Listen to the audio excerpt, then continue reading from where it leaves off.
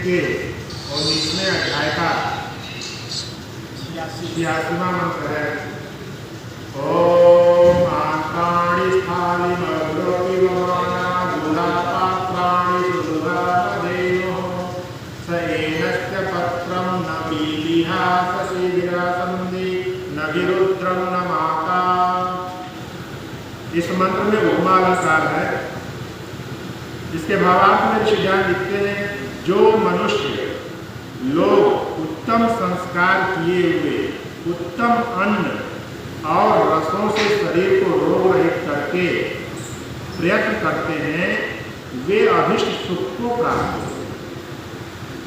देखिए, इस मंत्र का जो विषय है वो शरीर को निरोग रखने के संबंध में, और यहाँ परमपिता परमात्मा बिल्कुल स्पष्ट करते हैं कि मनुष्यों को चाहिए कि जो उत्तम औषधि हैं उनको संस्कार करके, संस्कार का मतलब अब जैसे उसका रस भी बना सकते हैं आप। अब अश्वगंधा आता है, उसको उबाल के उसका रस निकाल के पीजिए, उसका चूर्ण बना के आप ले रहे हैं, मतलब उसको कई तरह से प्रयोग किया जा सकता है और हर विधि में कुछ न कुछ उसका शरीर को अलग अलग असर होता है।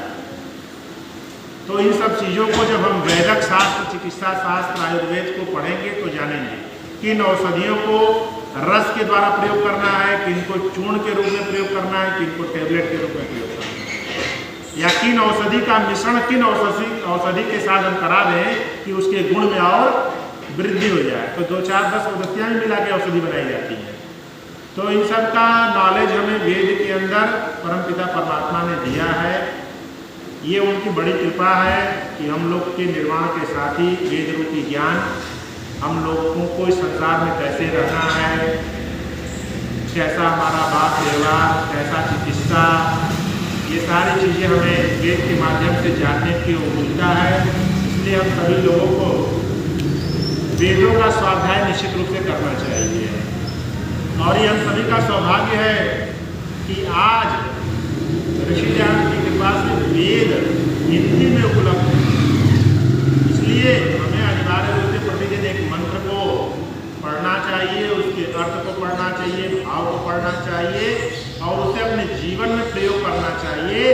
तो निश्चित रूप से हम सभी सुख को, तेज को, बुद्धि को, बल को प्राप्त होके इस सृष्टि का आनंद पूर्वक भोग करेंगे।